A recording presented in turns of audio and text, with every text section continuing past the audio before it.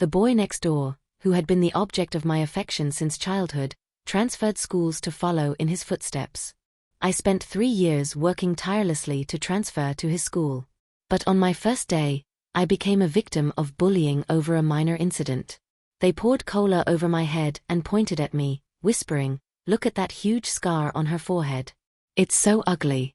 How dare such an ugly freak come to school?"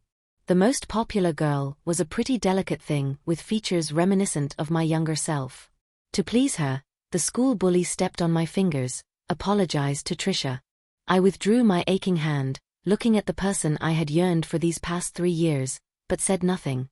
The first thing I did when I got home was to burn the 999 origami cranes he had once folded for me. When I pulled back my hand, I was in quite a state. Cola was trickling down my neck into my clothes, and my glasses and mask were trampled beyond repair. A girl patted my face. "Cat, got your tongue? Didn't you hear Alex tell you to apologize?" Because a boy was pinning me firmly to the ground, it was difficult to lift my head. I struggled to look up, only to see my phone and keys being rummaged out of my bag. Carelessly toyed within her hands, Alex was standing not far from them, leaning against the basketball court fence. He was holding Trisha, who had tears in her eyes, and gently comforting her. The gesture was so natural, just like the countless times he had comforted me when we were young. It left me momentarily dazed as they poured the 3rd bottle of cola over me. I saw Trisha tug at Alex's sleeve. "Alex, let it go. She didn't mean it. Maybe she's just got some issues because she's so ugly." As soon as she finished speaking, a girl standing nearby couldn't hold back. "Trisha, you're too kind. This ugly freak is just jealous of how pretty you are. That's why she deliberately dirtied your skirt." Countless insults and curses flooded my ears. I averted my gaze, my fists clenched painfully. At the same time, the girl in front of me stood up. "Alex, she won't apologize." Alex seemed weary of this standoff. So upon hearing this response, he simply gave a brief signal. A rain of fists fell upon me. Pain spread across my body, and I hugged my head. But in the next moment, I heard Alex suddenly ask, "What's this?" Following his gaze, a girl exclaimed in surprise, "This charm looks just like the one Alex always carries." Trisha appeared a bit uneasy, speaking softly. "But isn't the charm Alex carries the one Sandra gave him?" The charm that had been taken from my bag now lay in Alex's hand. "Sandra's mother used to make handmade toys," he said. Looking at this charm, his eyes, previously full of frost, suddenly became nostalgic.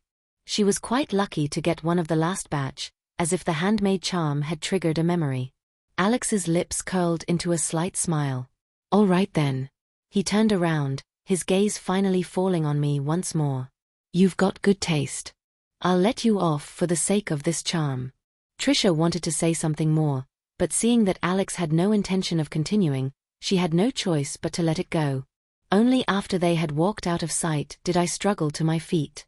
As I picked up the charm, my hand was still shaking with pain. Alex was half right before the fire happened. Mom did have an online handmade toy shop. Unfortunately, the last batch was also destroyed in the blaze. As for the one I had given to Alex before, and the one I always wore, I had made them specially for Alex, a couple's limited edition. Back in my dormitory, I changed into fresh clothes and applied some antiseptic to my wounds. The bruises on my back were barely hidden beneath my shirt. I stood motionless before the mirror for what seemed like ages, until my aunt's call jolted me back to reality. "Sandra, how's the new school? Are you settling in all right?" Her voice was laced with concern, only relaxing slightly when I assured her everything was fine. "Have you seen Alex? You two have always been close. I feel better knowing he's there to look out for you." At the mention of his name, my hand froze. "Yes, I've seen him," I replied, leaving out the part where he didn't recognize me, and even joined in with the others bullying me. I've fancied Alex for years now, and anyone who knows me well is aware of this fact. It's not surprising, really. I grew up in a small village in the countryside where all the local lads were rough and tumble, always causing mischief. So when I first laid eyes on Alex, it was like seeing a vision.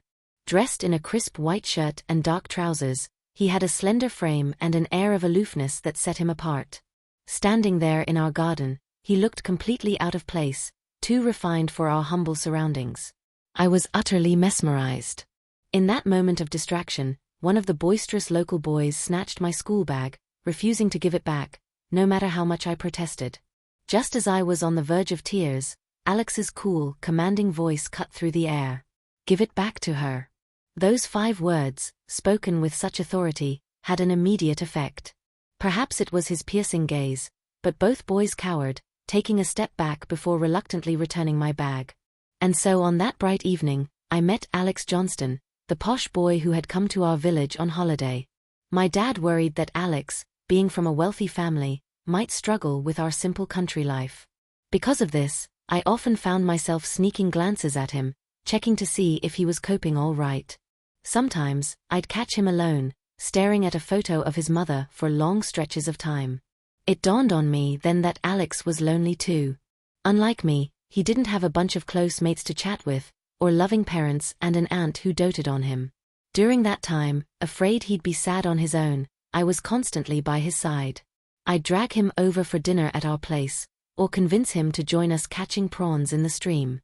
Alex went from being irritated by my presence to eventually reaching for my hand of his own accord. Later, I learned that Alex's father was always busy with work, and his mother had passed away when he was young.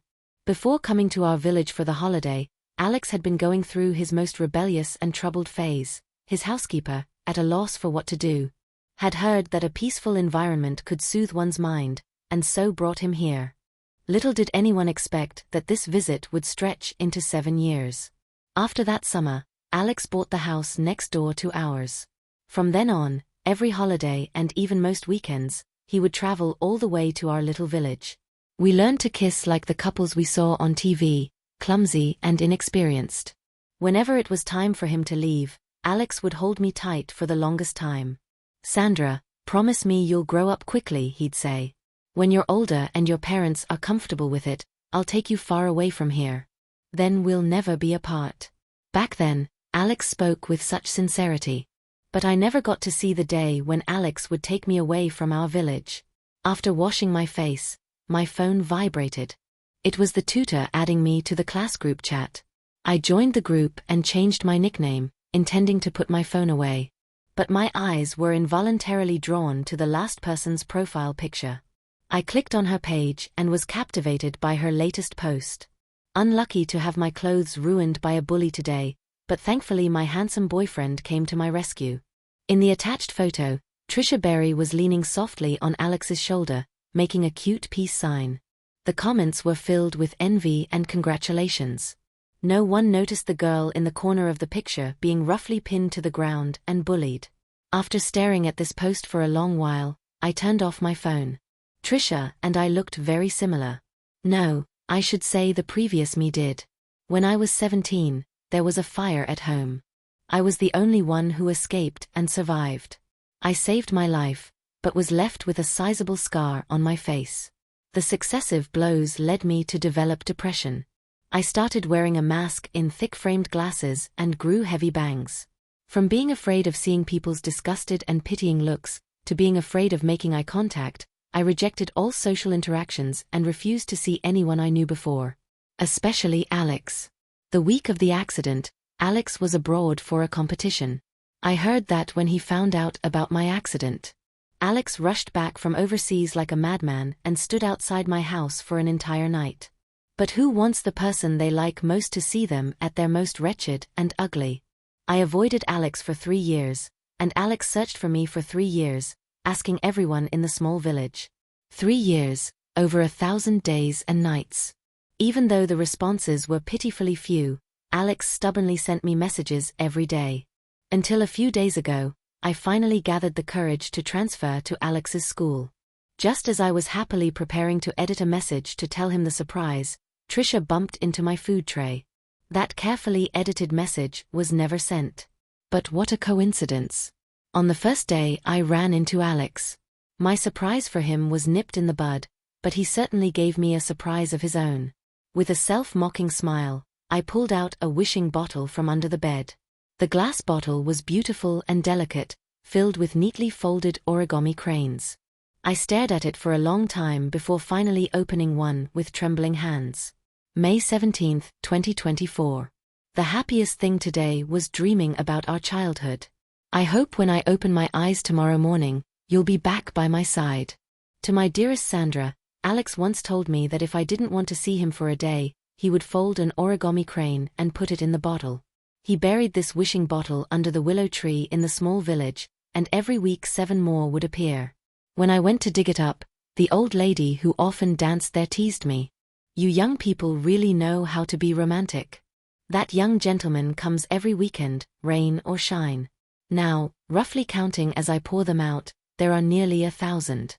These 1,000 cranes were originally meant to be opened and read together with Alex when I saw him again. Now it seems meaningless. After putting the cranes that covered the bed back into the bottle, I went downstairs and threw them in the bin. By the time I got back to my dorm, I had received a few more messages from Alex. "Sandra, I saw a really cute keychain today. It looks like the one you gave me. I miss you so much. Please stop avoiding me, okay?" The tutor was a young teacher who had recently graduated, quite enthusiastic in his demeanor. Standing at the podium, he encouraged me. "Those who are brave are better accepted by others. No one here will mock you." Under his earnest gaze, I removed my mask and introduced myself with a slight stammer. "My name is Sandra Burton." I noticed that the classroom, which had been in a commotion due to my face, became even more agitated after I said my name. Those indistinct whispers became clearer as I stepped down from the podium. "No way, her name is Sandra Burton? Isn't that the name of Alex's lost love? It's so disgusting that this ugly duckling has the same name as the goddess. Lucky Alex isn't here today, or this ugly duckling would be in trouble. Speaking of which, where is Alex? Isn't it Trisha's birthday today? How come he's not here as her boyfriend? Oh, don't mention it. Yesterday, Alex was constantly fiddling with that charm he carries, and Trisha tripped. Alex immediately went cold. They're probably arguing again. Tisk, he's so protective of a little trinket. The power of a lost love is indeed not to be underestimated. Shoo, keep it down. Can't you see? Trisha looks upset. The tutor gestured to me. "Sandra, please find a seat and we'll start the lesson." After the bell rang, their discussions subsided a bit, but as soon as they saw me approaching, their faces tensed up again. "Sorry, this seat is taken." I had no choice but to keep moving towards the back. I couldn't blame them. After all, no one wants to invite trouble. Finally, at the very back row, there was a lad with headphones on. His jacket draped over his head, hunched in the corner, playing a game on his phone. He was the only one who didn't show any aversion to me. After a moment's hesitation, I sat down next to him. After some thought, I decided to put my mask back on. Halfway through the lesson, the lad, probably tired, turned his head to pack up his things, ready to sneak out. But he froze when our eyes met. Sandra Burton. I was taken aback for a moment, then nodded. I hadn't seen clearly before, but now that the lad had turned his head, I could see my reflection in his clear eyes. I glanced at the scrawled handwriting on his textbook. Rupert Wilson. I had no recollection. Did I know this person from before? Rupert looked at me in disbelief for a while. "Why would a top student like you come to a school like this? What were you thinking?" His train of thought seemed to jump quickly. Before I could figure out how to answer him, his attention had already shifted to my mask. "Why are you wearing such a thick mask in this hot weather? Do you have a cold?" I was burned by fire. The teasing smile on his face suddenly froze. After a moment of silence, he asked me, "Do you remember me? I'm Rupert Wilson, the one who used to tease you and make you cry when we were kids, always snatching your school bag. We were in the same primary school, but I transferred later." As he said this, I remembered there was a Wilson family in our small village that suddenly became wealthy and moved to the city. I hadn't heard what happened to them after that, so he was the boy who often bullied me when we were young. I was a bit surprised, not expecting such a coincidence that a childhood classmate would be encountered at the same university. Seeing my confused look, Rupert held back his laughter for a long time, then leaned in mysteriously. "To tell you the truth, my dad actually donated a building to the school." Rupert chatted with me about many things from our small village. He had been away for so many years that he had lost his impression of many things. I told him about the changes that had happened in the village after he left, and my mood improved without realizing it. After all, meeting a childhood playmate is always a happy thing. After this class, Rupert said, "Old classmates meeting up, don't rush off later. I'll treat you to dinner." While he went to the bathroom, Trisha came over with a few other girls. Her voice was still soft and gentle. "Sandra, I'm sorry about yesterday. I couldn't stop Alex. I didn't know you had lost your parents. If I had known, I wouldn't have let Alex and the others be so harsh." Trisha's voice wasn't loud, but with 2 or 3 of them standing by my desk, it was already eye-catching. Almost everyone in the class was looking in this direction. Once again being stared at by so many surprised and mocking eyes, my hands and feet went cold for a moment. I didn't know how to react. Until a girl standing next to her impatiently tugged at Trisha's sleeve. "Trisha, don't bother with her. She's just a kid without parents. Why feel guilty about her?" The rational string in my heart suddenly snapped. It felt like all the blood in my body rushed to my brain in that instant. I stood up stiffly. Before the girl could utter her next mocking words, I raised my hand and slapped her. Perhaps they didn't expect me to suddenly fight back. By the time their little group reacted, the girl and I were thoroughly entangled in a fight. They hit me with their bags and tried to pull me away, but they couldn't separate me from that girl. In the end, it seemed that 2 boys who were close friends with Trisha came and forcibly pried my hands away. Just as a fist was about to land on my face, Rupert rushed in and pushed them away. He looked at me in shock, then angrily grabbed the collar of one of the boys. "So many of you bullying her alone?" Rupert apparently had some reputation at school. No one dared to come forward anymore. Only Trisha spoke up patiently. "Rupert, you've misunderstood. We were following the teacher's instructions to care for and look after Sandra. But Sandra seems to have misunderstood something and suddenly started hitting people. Everyone can testify to this." She spoke so naturally and calmly, even having the leisure to show Rupert a proper and beautiful smile. In contrast, I looked fierce and unsightly. Suddenly, feelings of grievance and humiliation rushed up. It was as if all along, I had been the aggressive one, the selfish and sensitive one. Tears welled up in my eyes, and I blinked hard, but still couldn't hold them back.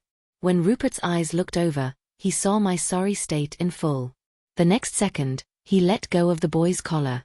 I instinctively closed my eyes, not wanting to see his doubtful and disappointed gaze, until a jacket was thrown over my head, just covering the tears I was desperately trying to hide. Rupert said, "Sandra, you go to the infirmary first. Leave the rest to me." Through the jacket, I saw Rupert smile at me. "Don't worry, I'm pretty good at fighting." I didn't leave, waiting until Rupert came out of the classroom. He seemed to be really good at fighting, as he said. The group that had been yelling at me earlier had gone quiet, even whimpering a bit. Rupert looked a bit smug. "How about that? Your old classmates got your back, right?" Despite his words, I noticed that his face had a bruise too. Feeling guilty, I opened my mouth. "I'm sorry. It's not your fault. Why are you apologizing?" Rupert didn't care about these things at all and pulled me downstairs. He was tall and took big steps. I stumbled along behind him, wrapped in his jacket. As we turned a corner, I accidentally bumped into someone coming from the opposite direction. When those pale eyes swept over, my heart suddenly leapt. It was Alex Johnston. The memories from yesterday surged up again like a tide. I thought to myself, this is not good. But Alex seemed to be in an extremely good mood. Even though I had bumped into him so carelessly, he wasn't angry. He didn't even look at me, just stepped aside and walked into the classroom. Probably someone sharp-eyed inside saw him and called out as if they'd seen a savior. "Alex, Trisha was bullied by that ugly new transfer student." Looking in from the classroom door, I saw Trisha with red eyes, holding Alex's hand. The people around also crowded up, eager to tell him what had happened. My steps faltered, but afraid of dragging Rupert down, I let him pull me away. After being pulled outside the teaching building, Rupert suddenly asked me, "Do you remember Alex Johnston?" I remembered that Rupert's family had moved away early. When he left, Alex and I weren't close yet. So Rupert didn't know about my relationship with Alex. I nodded. Rupert's gaze suddenly became complex. I've always thought he was fake since we were kids, but oddly enough, quite a few girls like him. What about you, Sandra? Before I could answer, he asked urgently, if Alex liked you, would you be with him? I was stunned by his anxious manner and slowly shook my head. After getting my negative answer, Rupert breathed a sigh of relief and explained to me, I heard that Alex has always had a crush on someone with a name exactly the same as yours. I was thinking, how could a top student like you possibly like someone like him? Rupert spoke as if it was a matter of course. I awkwardly laughed along with him, not knowing how to explain. I simply let him pull me along, leisurely strolling to the infirmary. Along the way, curious glances occasionally came our way. I felt a bit uncomfortable and wanted to lower my head. At the same time, I worriedly looked at Rupert's reaction. But I saw him brazenly staring back at each of them, even humming a cheerful tune before entering the infirmary. I couldn't help but ask him why. He grinned, his words a bit silly. Walking with a top student like you makes me feel like my brain's getting smarter too. The expected revenge never came. Instead, Alex and Trisha broke up. I happened to overhear this news by chance. After the fight that day, Rupert and I were kept behind by the teacher for a lecture. The teacher's point was that both sides shared responsibility, but since I threw the first punch, my fault was greater. Rupert argued in my defense, almost getting into an argument with the teacher himself. As we left the office, he still looked disgruntled. It wasn't your fault at all, he muttered. While Rupert went to buy me some water, I leaned against the wall alone, lost in thought. The school was still bustling in the early evening, though the classroom building was much quieter. It was hard to imagine that just a few days ago, I had such high hopes and fantasies about this place, all because of one person. I shook my head, trying to clear away these meaningless thoughts, and was about to leave when I suddenly heard soft crying coming from behind a door that wasn't fully closed. Alex, please don't break up with me, came Trisha's voice. Before I could process this, another voice responded. Trisha, you know how much I hate clingy behavior. Sandra's coming back, so I have to end things with you. I tensed up, catching a glimpse through the glass reflection of Trisha inside, tears streaming down her face and Alex. Alex looked impatient, but Trisha stubbornly refused to let go. But Sandra's been gone for so many years. How could she suddenly come back? Are you sure you're not mistaken, Alex? Alex flicked his cigarette to the ground and crushed it under his foot, glaring at her. What do you know? I made a promise to her that if she stayed away, I'd keep putting origami cranes in the wishing bottle. Now Sandra's taken the wishing bottle, which means she's ready to see me again. Alex coldly pulled his hand away, and without his support, Trisha collapsed to the ground. Trisha, I don't want this to get ugly. He looked her up and down, his eyes narrowing dangerously. So stop clinging to me, and don't try to bother my Sandra. Otherwise, you know what I'm capable of doing to you. Alex started contacting me more and more frequently, from the previous 3 or 4 messages a day. It's now 99 plus if I don't check for a day. He was always subtly probing me, asking about the wishing bottle. Alex actually knows me quite well. He guessed correctly that I had taken the wishing bottle without telling him as I was preparing a surprise for him. Unfortunately, the surprise had already expired. I quietly looked at the screen full of messages. No longer feeling that heart-wrenching pain from the beginning, but remembering the conversation I overheard between him and Trisha last time, I still felt waves of melancholy. After all, he was someone I had truly liked for a long time. But I also understood in my heart, things always need to come to a resolution. So when Alex once again shared a good restaurant with me, and carefully asked when we could meet, I tapped on my phone and typed a reply. Okay, let's meet today. After sending the meeting place and time, I didn't bother with the successive messages coming from his side and put away my phone. Turning my head, I found Rupert looking at me with a complicated expression. How come you're in contact with him? I lowered my eyes, not knowing how to explain my relationship with Alex to him. Rupert was silent for a while, with the messages he had just seen, plus the rumors in class from the past few days. Anyone could easily figure out what was going on after class. Unprecedentedly, Rupert didn't wait for me. He skipped the last evening class, only saying he had to leave early for something and told me to be careful on my way back. I clutched the pen in my hand tightly and softly replied, "Okay." In the evening, as I was packing up to leave, a shadow loomed over me. Trisha stood in front of me, wearing a smug and arrogant smile. "What's wrong? Where's your backup gone?" I ignored her and walked past her directly. Seeing no reaction from me, Trisha stomped her feet behind me in anger. Rupert finally came to his senses. "Walking around with an ugly duckling like you, doesn't he feel ashamed?" I stopped in my tracks. After Alex broke up with her that day, Trisha had completely changed. Her status in class plummeted, and she was no longer gentle and soft-spoken. The friends who used to be close to her all distanced themselves. A few mean girls who had long disliked Trisha also took the opportunity to target her. I heard from classmates that actually, a long time ago, Trisha had been bullied at school for stealing the limelight from the mean girls. But because she later started dating Alex, he had sorted everything out for her. Now that she had lost her backing, those mean girls were making a comeback. A few days ago, when Rupert and I were walking home after school, we stumbled upon her being cornered in an alley by some people from outside the school. A girl with dyed hair of various colors poured milk on her face, sneering. "You were so cocky when Alex was backing you up, weren't you? Look at you now, like a drowned rat." She was black and blue all over, looking extremely miserable. Noticing my gaze, Trisha's originally empty eyes changed slightly, as if telling me that even in such an embarrassing situation, she was still beautiful and charming. And now, Trisha was so angry that her features were distorted, with no trace of the gentleness from when we first met. Perhaps noticing my gaze, a flash of disgust passed through her eyes. "Even if I'm like this now, it's not your turn to mock me, you ugly duckling." After a pause, Trisha suddenly smiled. "Do you know why I hate you so much?" She straightened her chest, her expression haughty.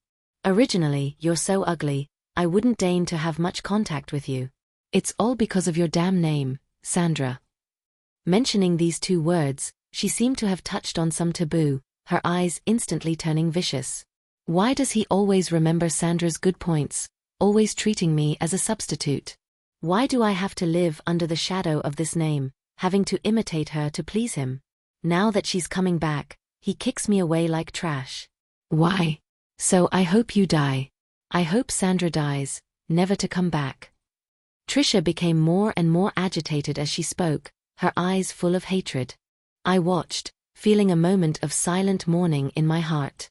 Alex treated her like this, yet she hated someone with the same name as me. In the end, they would never think they were wrong. After saying all this, Trisha seemed to have calmed down a bit. She looked at me contemptuously again. "For an ugly duckling like you, it's surprising that Rupert would still protect you.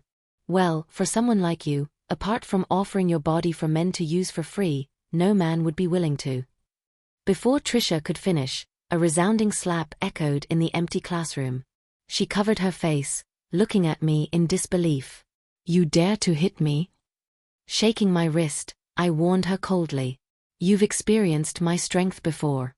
Now that you don't have any backup, are you sure you want to provoke me like this?" Trisha was frightened by me. She glared at me unwillingly, but after weighing the pros and cons, she still grabbed her bag and left. I looked at her retreating figure in panic, letting out a long sigh. I arranged to meet Alex by the school basketball court, the place where I first saw him at the school. Before going, I removed my face mask and black-rimmed glasses. Then, alone, I leisurely strolled around the school grounds. By then, the sun was nearly setting. I leaned against the railing, overlooking the entire sports field from the grandstand position, feeling a moment of disorientation. After so many days, this was the first time I had toured the entire campus so relaxed. No malicious glances, no mockery or pity. Thinking of this, I couldn't help but remember Rupert. He was the first friend I made when I entered the school, and the only one who didn't look at me through colored glasses. But I had lied to him. This afternoon, Rupert was unusually quiet. He must be angry, right? I always do this, messing up all my interpersonal relationships. Lost in thought, I kicked small pebbles as I walked to the west gate of the basketball court. From a distance, I saw Alex standing alone in the center of the court, the setting sun stretching his shadow long. I wondered how long he had been waiting. After a bit of mental preparation, I was about to go over when I saw a figure flash past the north gate of the basketball court. Rupert, who had disappeared all afternoon, walked straight towards Alex with a grim face. He said something to Alex, but I was too far away to hear clearly. As I anxiously tried to get closer to listen, some arguments seemed to break out. I saw Alex give Rupert an impatient look, then push him away to leave. Rupert clenched his fist, and in the next second, as I sensed trouble, he raised his arm and landed a heavy punch on Alex. Alex hadn't expected him to suddenly lash out and staggered from the blow, then turned back angrily and started grappling with Rupert. Rupert! My shout distracted them both, but it still didn't stop them. By the time I ran over, they both had injuries. Rupert's lip was bleeding, and there was a bruise on his face. When I crouched down to check his injuries, he still turned his head away reluctantly. Alex wasn't in much better shape, having hurt his ankle. He sat on the ground, still wanting to taunt Rupert. When his gaze moved to me, however, he froze for a moment. Those beautiful eyes slowly widened. "Who are you?" I kept my head down as I pulled Rupert to go to the infirmary, not answering. But Alex suddenly came after us, grabbing my hand, his voice trembling. You're Sandra?" Looking at his face on the verge of breakdown, perhaps it was the vengeful part of me acting up. I said, "Alex, long time no see." Alex froze on the spot. His breathing became erratic as he shook his head repeatedly. No, it can't be. How did your face become like this?" He tried to reach out and touch my face, but I pushed him away forcefully. 3 years ago, I was burned in a fire, I said, staring at his increasingly desperate expression. I shook my head. "Why else do you think I've been avoiding you all this time? Alex, did you think I was just suffering from depression and that's why I kept hiding from you? I was disfigured and afraid to face you, so I chose to run away. All these years, you never gave up trying to contact me. I was touched, so I transferred to the school, wanting to tell you everything. I originally thought you might understand and empathize with me, but I was wrong. I don't really know you at all." I looked down at Alex, who had collapsed on the ground, and sighed. "Alex, I never knew you were this kind of person, bullying the weak, arrogant, toying with others' feelings. I must have been blind to have fallen for someone like this." Not wanting to continue the conversation, I tugged on Rupert's arm, turning to leave. But Alex suddenly lunged forward, grabbing my sleeve. He kept shaking his head, his attitude becoming extremely humble. "Sandra, I just didn't recognize you at first. It's my fault. I'm begging you, please forgive me. I'll do anything you want." Alex seemed to remember something and grasped at it like a drowning man clutching at straws. "Sandra, you promised we'd be together when you got the wishing bottle. You took the bottle, so that means I still have a chance, right? I threw the wishing bottle away, the day you stood up for Trisha." I looked at him calmly. "We've been over for a long time, Alex." The hand gripping my sleeve froze completely. Alex wanted to say something more, but Rupert grabbed him by the collar and yanked him aside. "Mr. Johnston, it's not a good look to be so clingy. If you're still a man, you should learn how to be dumped with dignity." Rupert took my hand, giving Alex a challenging look. "We're going to the infirmary now. If you know what's good for you, don't follow us and ruin the mood." Alex didn't follow us, but not because of Rupert's warning. He had injured his foot. I asked Rupert, "Why are you here? And why did you get into a fight with him?" At first, he was reluctant to answer, but after my persistent questioning, he finally confessed. "I thought he had abandoned you after your face was injured. I was so angry that I wanted to teach him a lesson in a secluded place, so I skipped the evening class and followed him here. I didn't know you were the one who asked him to come." Rupert looked frustrated. "If I had known he had bullied you before, I would have hit him harder." This guy had quite an imagination. I couldn't help but smile, and my hand applying the bandage unconsciously pressed harder, making Rupert wince in pain. After leaving the infirmary, he asked me, "What are your plans for the future?" I looked up at the sky, feeling a sudden sense of relief. After graduation, I want to save money for plastic surgery. Before that, I'll work hard to get excellent grades and find a few part-time jobs. I want to make the most of these 4 years. Perhaps my words were too honest. Rupert stared at me for a long time before finally chuckling. "You really haven't changed a bit since you were little." After saying this, he suddenly changed the subject. "My dad mentioned the other day that he wants to sponsor a few students. I think none of them are as hardworking as you. Why don't I talk to him about sponsoring you instead?" I was taken aback and was about to say something. But Rupert seemed to read my mind and quickly added, "Don't get the wrong idea. This isn't a free ride. After you graduate, you'll have to work for my dad's company and create value for it." As I looked at him in surprise, Rupert's eyes crinkled into a smile. "Sandra, you shouldn't be held back. Someone as hardworking as you deserves better resources and a better future." In the gentle breeze, his hair fluttered slightly, revealing his bright, beautiful eyes. In those eyes, I saw my own astonished reflection. It was the first time I realized that the scar on my face wasn't so ugly after all. I could actually shine in someone else's eyes.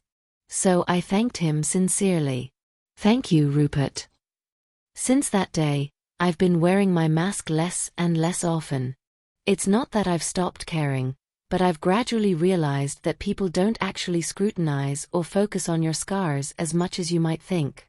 After a brief moment of surprise, they're more interested in getting to know you as a person, rather than fixating on your flaws.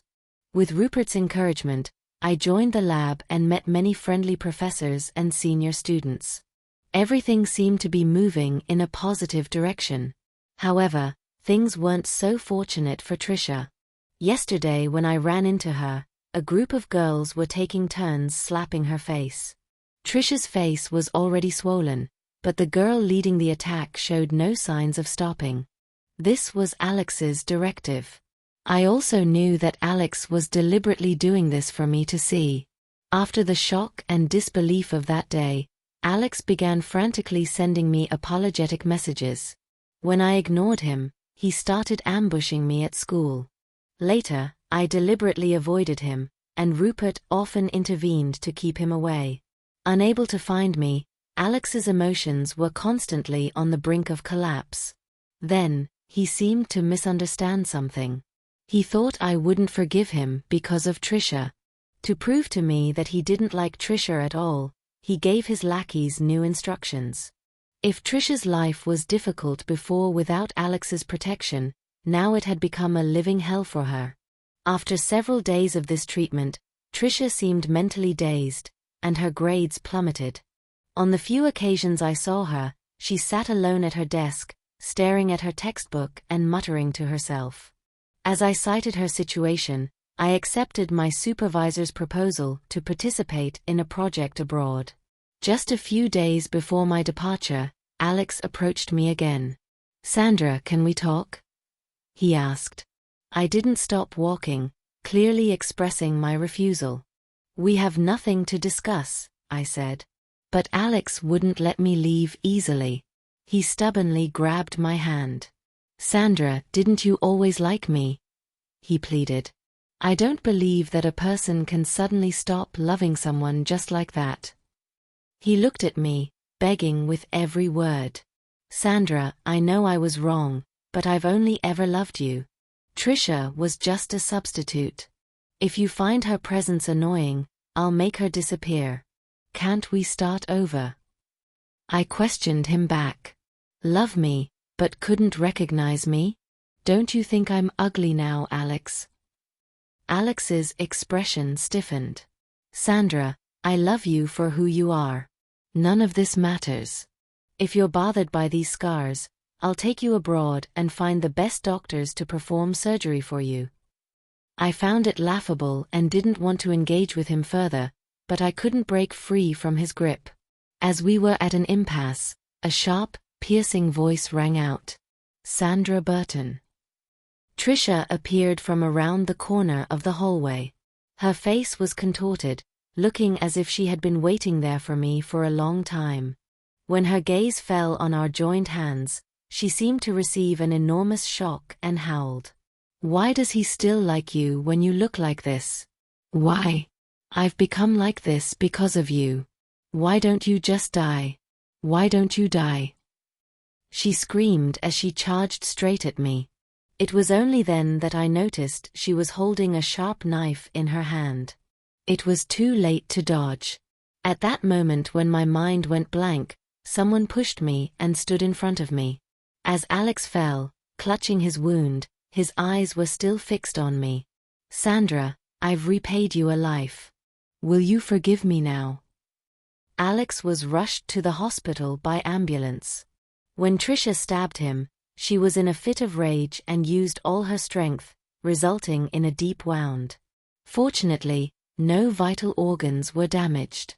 After a few days of observation in the intensive care unit, Alex was out of danger, but remained in a coma. When I visited him at the hospital, his parents were in tears. They held my hand, hoping I would come to see him more often. During his coma, Alex had been mumbling my name constantly, but I hadn't changed my mind. Given Alex's obsessive nature, if he knew I had gone abroad, he would surely follow me and refuse to let go. It was better to leave while he was unconscious, so I didn't wait long. After all the paperwork was done, I booked a flight abroad. On the day of departure, Rupert came to see me off as promised. He looked a bit melancholic. "When you return as a big-shot academic, don't forget about your old friend," he said. I waved my phone at him and smiled. With all these video chat apps nowadays, I'll keep in touch regularly. These past 2 years in Scandinavia have been incredibly fulfilling for me. Due to my outstanding academic performance, I've been awarded scholarships for 2 consecutive years, combined with my part-time job earnings and the stipend from my supervisor. I managed to save up enough for cosmetic surgery. After several reconstructive procedures, the scars are now barely visible. It feels as if I've truly escaped my past and been given a new lease on life. As for the others I left behind, I've heard bits and pieces from Rupert. Trisha was sentenced to 6 years in prison for assault, a stain on her record that she'll never be able to erase. Less than a year after that incident, another major event shook the school. Alex was stabbed again. Apparently, 2 of his former victims, still harboring resentment, joined forces and lured him to a secluded corner without CCTV coverage. They stabbed him over a dozen times before they were satisfied. I'm not sure if he survived, but I do know that following this incident, the school began to crack down on bullying with renewed vigor. I was working my shift at the cafe when I came across this news. Lost in thought for a moment, I was startled when a man in a suit and sunglasses approached the counter, his long fingers tapping lightly on the surface. I looked up, frozen in surprise. Rupert. Despite the changes, I immediately recognized those clear, bright eyes behind the sunglasses. Both delighted and taken aback, I exclaimed, "You didn't tell me you were coming. Are you here on holiday? Or has your father sent you abroad for further studies?" Rupert lowered his sunglasses, a hint of youthful mischief in his smile. "It's different this time. I'm here on a mission." He handed me a business card. And as I finally understood that he was here to oversee his father's company's overseas project, he took my hand. Rupert's eyes crinkled with his smile as he asked, "Miss Sandra, would you like to join my team?"